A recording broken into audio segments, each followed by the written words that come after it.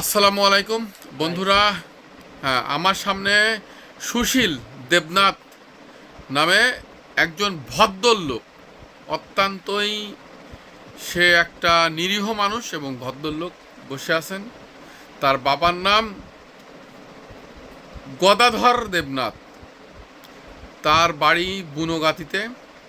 সে মাগুরাতে বসবাস করে দীর্ঘদিন যাবৎ এবং কাপড়ের ব্যবসা করে। আমাদের জামরুলতলাতেই তার দোকান। সে খুবই ভালো একজন সৎ এবং ন্যায়নিষ্ঠবান একজন ব্যবসায়ী। তো দীর্ঘদিন ধরে সে কিছু রোগে ভুগছিল এবং তার থেকে কোনো পরিত্রাণ পাচ্ছিল না। তো শেষবেশ যখন সে আমার কাছে আসছে, তাকে আমি কিছু রিপোর্ট করাই এবং তার অবস্থা খুবই শোচনীয়। আমি তাকে বলি যে দাদা, আমার থেকে ওষুধ খান আর না খান আপনার ব্যাপার, তবে আপনি এই রোগে পোষবেন না, খুব দ্রুত খুব ভালো ডাক্তারের শরণাপন্ন হয়ে যাবেন।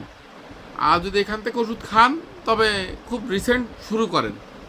তখন উনি কিছু দূর বাইরে যে ব্যাক এসে আবার বলল যে আজকে আমাকে কয়েকটা ওষুধ দেন, অন্তত একটা হলেও দেন। আমি বলছি হ্যাঁ, যখন আপনি ওষুধ আজকে মন স্থির করলেন, কারণ আমার কাছে সাধারণত আমি সবাইকে ধরে বেঁধে ওষুধ দিও না আর বলি না এখন থেকে ওষুধ খান শুরু করেন, এরকম বলি না। আমি জাস্ট চিন্তা করি যে মানুষটা চিন্তা করুক আগে, তাকে আমি কিছু স্বাধীনতা দিই। কারণ অনেক জায়গায় ডাক্তারের কাছে গেলে একটা ভয় পায় যে এখন এই ডাক্তারতে এই ওষুধ খেতে হবে, সে ওষুধ কিনতে হবে।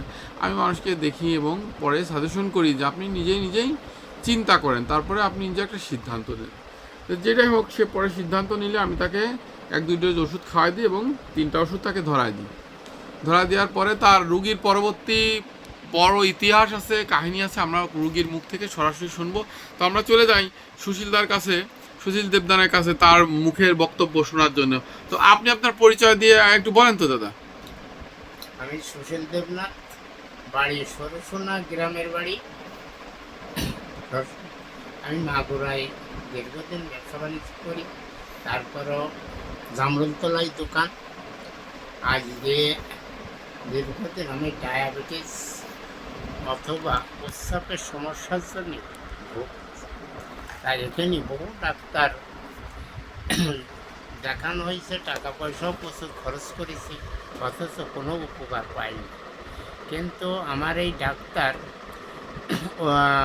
পাশে একটা লোকের কথা অনুযায়ী আসলাম, এসে সেখানতে এখানে ডাক্তারের রিপোর্ট অনুযায়ী আমার যে ওষুধটা দিয়েছে, তাতে আমি একদিন ওষুধ খাওয়ার পরেই আমি টের পাইছি আমি কতটুকু সুস্থ। এই জন্যই আমার এই ডাক্তারের উপরে খুবই আস্থা আছে, কিংবা দেখা যাচ্ছে আমি মনে হয় এনার দ্বারাই আমি একটু উপকৃত হব। যাই হোক, এই প্রথম ওষুধ নিলাম, তো এখন আমি প্রায় আমার মনে হচ্ছে যেন আমি 14 আনা সুস্থ। 16 আনার থেকে দাদা মনে করছে যে আমি 16 আনার থেকে 14 আনায় সুস্থ একদিনের ভিতরে। একদিন ওষুধ আমি এই কথাটাই বলি, আমার সাইনবোর্ডে একটা কথা লেখা আছে বন্ধুরা, যে আপনি এখান থেকে কোথাও থেকে যখন চিকিৎসা হচ্ছে না, আমার কাছে একবার শরণাপন্ন হন এবং প্রথম দিন থেকে আপনি টের পাবেন যে আপনি কতটা কার্যকর এবং কতটা সুস্থর দিকে যাচ্ছেন ইনশাআল্লাহ। এভাবে বলে দিচ্ছি এবং আমার সাইনবোর্ডেও আছে। তো সেই অনুযায়ী আর দাদা, আপনি এই বাদে আমি ছাড়া এর আগে টুকটাক ডাক্তার দেখাইছেন না কোথাও একটু বলেন তো সে বিষয়ে। আমি ডাক্তার দেখাইছি বেশ কয়েক জায়গায়, বুঝলেন। আমি দেখাচ্ছি ফরিদপুর দেখাইছি, মাগুরায় দেখাইছি, মাগুরায় বেশ কিছুদিন আর কি ওষুধও খাইছি। তারপরে এর আগে ভারতেও ডাক্তার দেখাইছি, কোনো পয়সা ঠিকই খরচ করি, প্রচুর পয়সা, কিন্তু অথচ কোনো বিভাগ 3 মাস 4 মাসের ওষুধ নিয়ে আসতাম, আইনে খাতাম একবারে, হয়তো দেখা যাচ্ছে 14-15 হাজার টাকা 20,000 টাকার ওষুধ নিয়ে আসতাম। ওই খাওয়ার পরে আবার যেতে হইতো, তাতে কোনো পরিবর্তন পরিবর্তন হতো না। ওই এক সাময়িক একটু ভালো লাগতো, পরে আবার যাতায়াত। এই জন্যে শেষ মুহূর্তে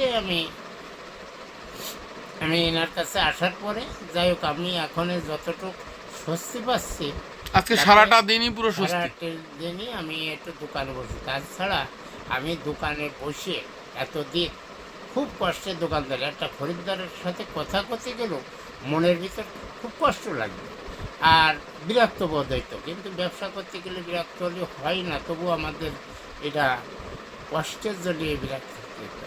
যাই হোক, আজকে মনেতেই খুব ভালো লাগেছে যতটুকু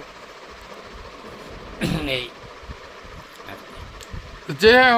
যেটাই হোক বন্ধুরা, আমরা একদিনেই রুগীর কীরকম উপকার পেয়েছে তো আমরা সেটা জানতে পারছি রুগীর নিজের মুখ থেকেই। তো আমি সবাইকেই বলি যে আপনারা কোথাও থেকে যখন চিকিৎসা হচ্ছেন না, ভালো সুচিকিৎসা পাচ্ছেন না, অন্ততপক্ষে কাজী হোমিও হলে, আমার নাম ডাক্তার কাজী সাব্বির হোসেন, আমার কাছে অন্ততপক্ষে একবার আসুন।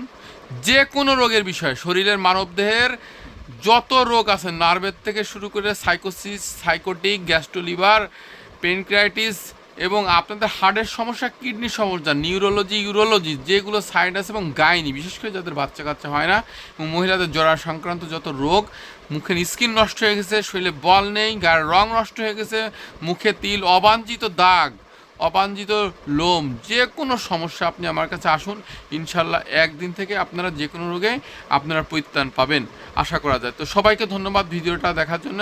আসসালামু আলাইকুম।